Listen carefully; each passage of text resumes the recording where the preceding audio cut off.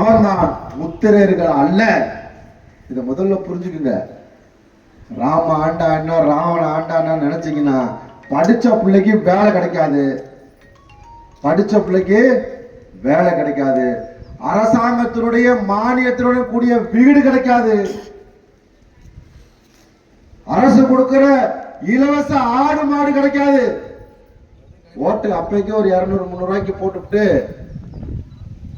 அரசனா ஆண்டவங்க அரிசிக்காக நிக்கிறாங்க ரேஷன் கடையில. மன்னரா வாழ்ந்தவங்க மண்ணெண்ணைக்காக நிக்கிறாங்க. எங்கேயோ பயிற்சி உலகம். இன்னைக்கு காலையில வரும்போது தான் ஒருத்தர் சந்திச்சேன்.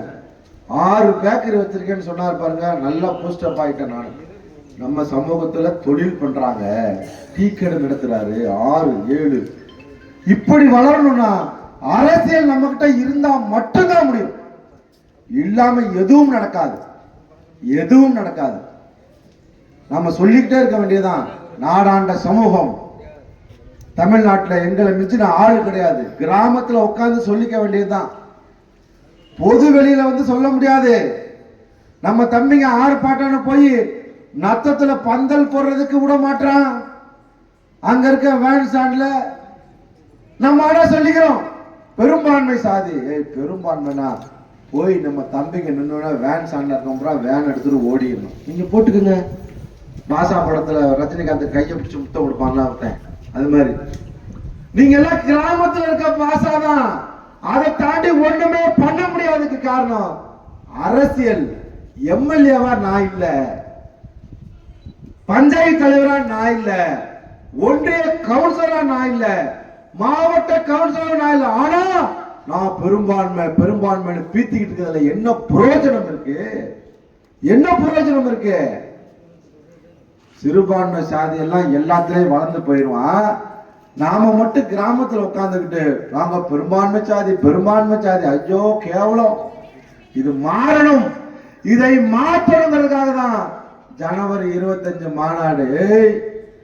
வன்னியர்களை பாட்டாளி மக்கள் கட்சிங்கிற பேர்ல அதிமுகவும் திமுகவும் கூட்டணியில வச்சுக்கிட்டு சட்டமன்ற பாராளுமன்ற உள்ளாட்சி பிரதிநிதி ஆக்குறீங்க. பறையர் சமூக மக்களை விடுதலை சிறுத்தைகள் என்கிற பெயரில் சட்டமன்ற பாராளுமன்ற உள்ளாட்சி பிரதிநிதியா திமுக ஆக்குதுல. என்னையாக்குடா? அப்பட என்ன பண்ணணும்? உங்களை மாதிரி கிராமத்துல உட்காந்துக்கிட்டு நான் பெரும்பான்மை பெரும்பான்மைன்னு பேசுறது இல்ல. வேலை நிரூபிக்கணும்.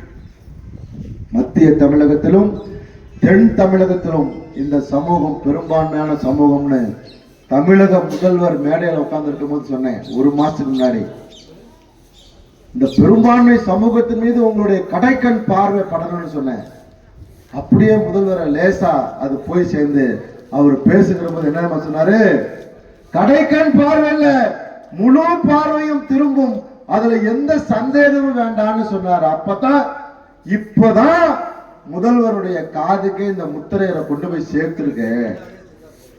இனிமேதான் அது திமுகவா அதிமுகவா கூட்டணிக்கு இந்த சமூகத்தை கொண்டு போக. கூட்டணி அந்தஸ்துல சீட்டு இல்லாம இல்ல. சட்டமன்றத்துல பாராளுமன்றத்துல உள்ளாட்சியில எனக்கான உரிய அங்கீகாரத்தை கொடுத்தா உன்னோட கூட்டு, இல்லைன்னா உன் ஆட்சிக்கு மிகப்பெரிய வேட்டு. நான் நிக்கிற இடத்துல ஜெயிக்கிறவன் தோப்பான், தோக்குறவன் ஜெயிப்பான். இப்ப சட்டத்துறை மந்திரி இருக்காருல ரகுபதி, நான் மட்டும் அங்க எலெக்ஷன் நிக்கிறேன்னா சட்டத்துறை மந்திரியே கிடையாது. தெரியுமா உங்களுக்கு? 1600 ஓட்டு வித்தியாசத்துல ஜெயிக்கிறாரு. எனக்கு அதிமுக இருந்து ஒரு 5000 பேர் போட்டிருப்பான், திமுக இருந்து ஒரு 5000 பேர் இருப்பான், 10,000. நம்மால் ஒரு 5000 சில்லற 15,144 வாக்க வாங்குறேன்.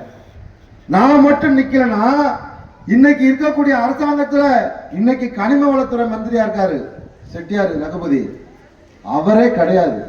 சட்டத்துறை கனிம வளத்துறையிலே அவர் இருந்திருக்க முடியாது. காரணமா இருந்ததுன்னா அதையே செய்வேன். என்னை கூட்டணியில சேர்த்துக்கல, ஜெயிக்கிறவன் தோப்பான், தோக்கிறவன் ஜெயிப்பான். சின்ன பின்னமாவும் அரசியல் விடமாட்டேன். ஆகையால இதெல்லாம் நடக்கணும்னா நீங்க எல்லாம் என்ன பண்ணணும்? அப்படியே கொஞ்சம் நோட்டீஸ் கொடுக்கும் போது யாரு நம்மளா தப்புல ஸ்கூல்ல கேட்கிறான், காலேஜ்ல கேட்கிறான், அரசு வேலையில என்ன சாதின்னு கேட்கும் போது நான் ஏன்டா சாதி பார்க்க கூடாது? எங்க இல்ல சாதி? அதிமுகவும் திமுகவும் பிஜேபியும் காங்கிரஸும் சீட்டு ஒதுக்குறதுல சாதி பார்க்கறான்டா. பேசுறதா சமூக நீதி, அதெல்லாம் கிடையாது. வார்த்தை, சொல், எழுத்து எங்கேயும் இல்லை சமூக நீதி. நீ மட்டும் பெரிய சாதி பார்க்க மாட்டேன். அப்பா, உங்களுடைய சமூக நீதியை என்னன்னு சொல்றது? முத்துரையருடைய சமூக நீதிய பாருங்க. ஒரு நோட்டீஸ் கையில வருது தேர்தல் நேரத்துல, யார் எந்த சமூகத்தை சேர்ந்தவன்? நம்மளா? தப்பு. நீ எவனையோ ஒருத்தர் தேர்ந்தெடுத்து என்னத்தை செஞ்சு கிழிச்சா? ரோட போட்டானா? தண்ணிய விட்டானா? தெருவிளக்க சரி பண்ணானா? நம்மள்னா உரிமையோட போய் சண்டை போடலாம்ல. ஐயோ, என்னையா நம்பாலும் உனக்கு ஓட்டு போட்டா நீ என்னமோ ரோட போட மாட்ட, தெருவிளக்க போட மாட்ட, என்னப்பா கேள்வி கேட்கலாம்ல. சித்தப்ப, மாமன், அண்ணன், தம்பின்னு உரிமையோட கேட்கலாம்ல. அதைத்தான் சொல்றோம். இது மாறணும்னா அதுவா மாறாது, நீங்க மாறணும். உள்ளாட்சியில, சட்டமன்றத்துல, நாம சட்டசபைக்குள்ள உடனே சொல்லுவான் 4 எம்எல்ஏ 5 எம்எல்ஏ சட்டசபையில இருக்காங்க. திமுக எம்எல்ஏ திமுக தலைவர் சொல்றதை மட்டும்தான் பேச முடியும். அதிமுக எம்எல்ஏ அதிமுகவினுடைய தலைமை கொறடா சொல்றதான் பேச முடியும். தமிழர் தேச கட்சியிலிருந்து போறவன் நத்தம் தொகுதியில தேர்ந்தெடுக்கிறோம்னு வச்சுக்கோங்க ஒரு எம்எல்ஏவை, தமிழ்நாடு முழுமைக்கு சட்டசபையில பேசுவான் இந்த மக்களுடைய பிரச்சனையை. தடையே கிடையாது. ஆகையால நீங்கள் செய்ய வேண்டியது ஜனவரி 25 கிராம பெரியோர்கள், தாய்மார்கள், இளைஞர்கள் அத்துணை பேருமே ஜனவரி 25 திருச்சிக்கு வாங்க. மிகப்பெரிய அரசியல் மாற்றத்தை உருவாக்க நாங்கள் காத்திருக்கிறோம் உங்களுக்காக. நீங்க வந்தா மட்டும் போதும், எல்லாத்தையும் மாத்துவோம். உள்ளாட்சியை மாத்துவோம், சட்டசபையை மாத்துவோம், பார்லிமெண்ட்டை மாத்துவோம். எல்லாத்திலையும் மாற்றம் வர நீங்கள் திருச்சிக்கு வர வேண்டும் என்று சொல்லி வாய்ப்புக்கு நன்றி கூறி விடைபெறுகிறேன். நன்றி.